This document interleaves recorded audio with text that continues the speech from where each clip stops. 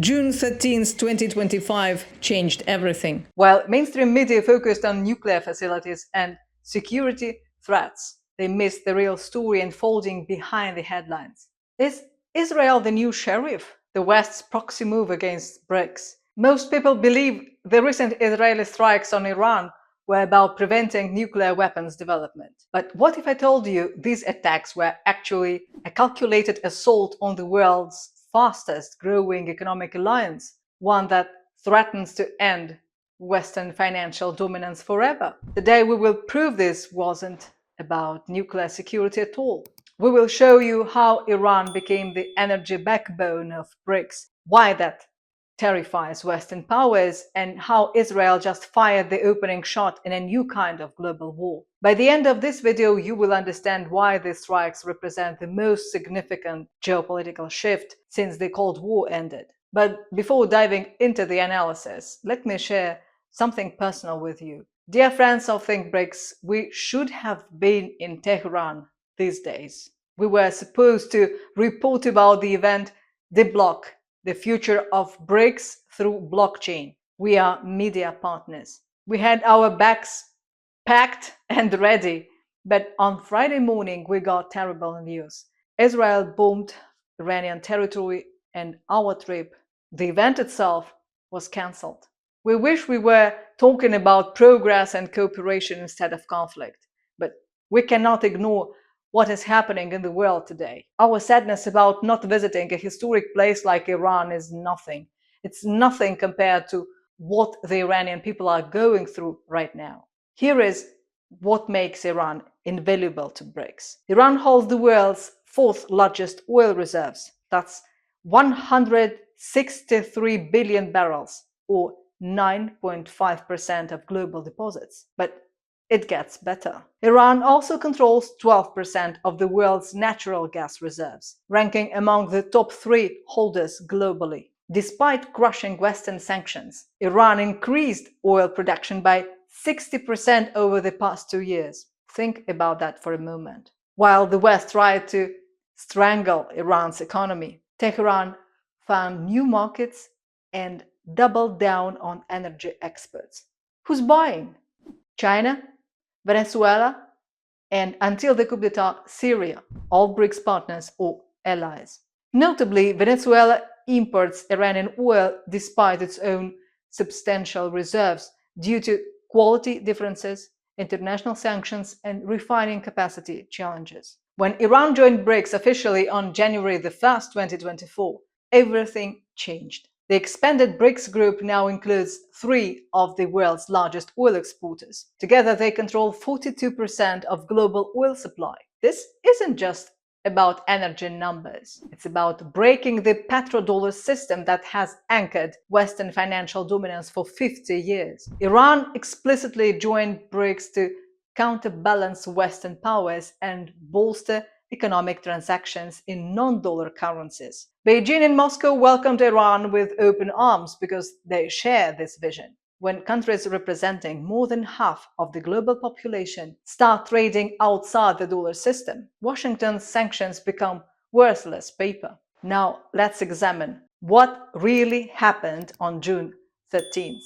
Israel struck Iran's Natanz fuel enrichment plant, destroying the above-ground facility producing 60% enriched uranium. The electrical infrastructure was completely demolished. Substations, power supplies, backup generators, Fordo and Isfahan facilities were also hit. But here is the smoking gun most media ignored. Journalist Pepe Escobar revealed the devastating attack on Iran was coordinated in detail with President Donald Trump. Trump's own statements provided the roadmap. He demanded a deal while threatening something much worse than anything they know. He talked about hardliners being dead now and warned of more brutal planned attacks. This fits perfectly with Israel's decapitation strategy, systematically eliminating Iran's military and diplomatic leadership. Remember former President Raisi and Foreign Minister Abdullahian's mysterious death. Remember Trump's assassination of General Soleimani? This is pattern recognition, not coincidence. The green light came directly from Washington. But why now? Because Iran was becoming too comfortable, too integrated into BRICS. According to sources, indirect nuclear negotiations in Oman were taken seriously in Tehran, lulling the Iranian leadership to sleep. They fell into the trap. The International Atomic Energy Agency inspections Iran allowed weren't about transparency. They were intelligence gathering missions. As one analyst noted, Iranians were naive enough to let the International Atomic Energy Agency visit their strategic sites when spies collected all the info needed to facilitate Israeli strikes. Iran's deputy foreign minister confirmed this betrayal, announcing Iran will not notify the International Atomic Energy Agency further about nuclear program activities after Israel's attacks. The trust is broken. The cooperation is over. This brings us to the heart of the matter. These strikes weren't about Iran's nuclear program. They were above all the preemptive attack on the BRICS energy core.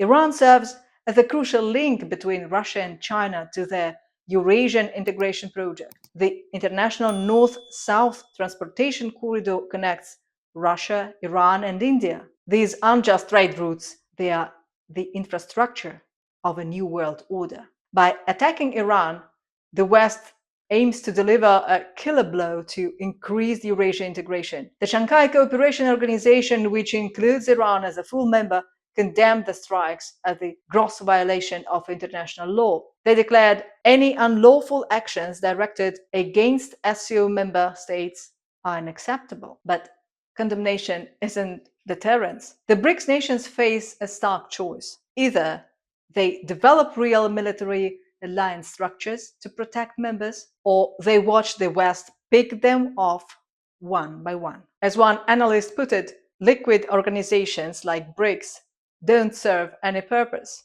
without military backing. The only hope is a network of military alliances like those that bind Western countries. Dear friends, if this analysis is giving you a clear view of the real forces at play in our world, don't hesitate to hit that like button and subscribe. We need your support because it's hard to get these stories from the mainstream media, but understanding them is crucial for navigating what comes next. Now, let's dive deeper into why these energy dynamics matter so much. BRICS countries already account for 36.4% of the world's primary energy supply. By 2040, that figure jumps to 45% of global energy consumption and production. This growing dominance explains Western desperation. Iran's integration into BRICS creates an alternative energy architecture completely outside Western control. Iran and Russia plan to establish a gas hub on the Markan coast for exporting energy to South and Southeast Asian countries. They are building swap arrangements through Turkmenistan territory. These projects bypass Western financial systems entirely. No dollars, no Western banks,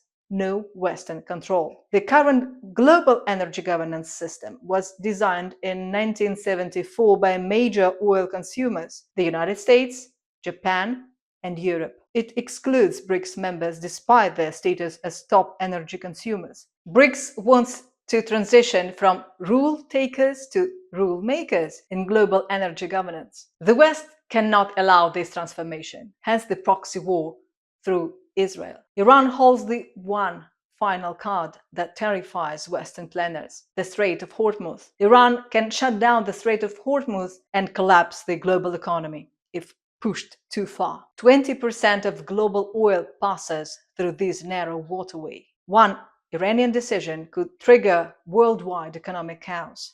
This is why the stakes are so incredibly high, and the strategy to destroy the Iranian economy may backfire. Instead of capitulation, Iran seems to choose escalation. The question becomes whether Russia and China will allow their BRICS partner to be destroyed, or is it somehow that Iran doesn't need any help and can manage this war by itself, despite what the Western media says and wants us to believe? If they intervene, we are looking at World War III. If they don't, BRICS could easily die as a credible alternative to Western dominance. The Israeli strikes on Iran represent far more than a regional conflict. They are opening the move in a global struggle between the declining unipolar order and the emerging multipolar world. Iran's energy wealth made it the crown jewel of BRICS. The coordinated Western Israeli response shows how desperate they are to maintain control. But this strategy carries enormous risks. By attacking a BRICS member, the West may have just accelerated the very multipolarity they sought to prevent. What happens next will determine whether we live in a world dominated by one superpower or balanced among many. The stakes couldn't be higher. What do you think? Is Israel acting as the West's enforcer against BRICS? Drop your thoughts in the comments below. We will continue following this story as it develops. Stay informed, stay engaged, and keep questioning the narratives. Thanks for watching.